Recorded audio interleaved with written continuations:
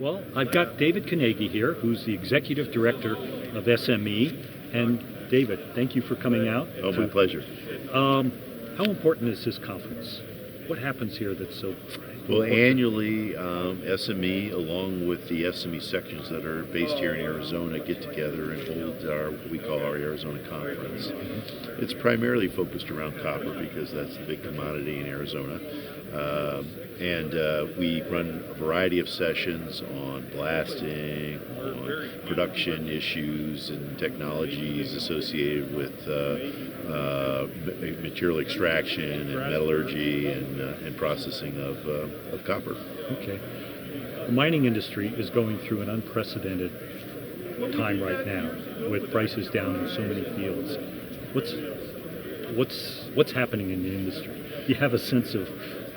Well, you're right. I was just saying that there's not been many times when the commodity price and almost all across the mining industry and every commodity is down. But right now we're in a very down cycle, and hopefully it won't last too long. But gold is down, copper's down, zinc, nickel, you name it, just about all of the important metals are down, along with coal and some industrial minerals as well. The price of copper at where it is now is probably going to slow down some projects or delay some implementation of some capacity coming on, as well as there may be some producers that choose to take a couple of mines offline while the price is low. I'm not a forecaster, but we don't really expect it at SME to come back before 2017 right now. 2017. Okay, but we're seeing talks in here, presentations. Companies are still exploring, they're still developing, and there's more and more talk about maybe mergers or consolidations. Well, there'll certainly be some mergers and consolidations through this period, I would expect. If you look at the long-term picture for copper and for a lot of commodities, the need is there. It's not, the price will not stay down forever, so when you look at the capacity that needs to come on to meet the needs, we need some more mines, so we need to continue to do some exploration, and we're going to need to bring some more production online in order to meet copper demand, either from China or for the use of alternative energies and electrical automobiles, etc., that are really consuming large quantities of copper. It's a good point. The mining industry is used to having these cycles. It's always been a cyclical business, but long term, you've got to be thinking long term. It's now averaging 10 years, I think, to get a new mine permitted in the U.S. Yes. So you've got to be looking a decade out. Right. And if the capacity falls off before the 10 years is out and we could bring that mine on, you know what's going to happen to prices. They're going to go up probably pretty dramatically. Right. But again, I'm not a forecaster. Right. Yeah, and I don't want to put you on the spot there. I think we're seeing over 400 people attending, registering for this event here. Right. We have a little over 400 people here. And it's a few less than we had last year. We had about 475, 500 last year. Okay. So there's a few less people here, but the vibe is still good. I think people are still interested in projects and activities that are going on in the production of copper.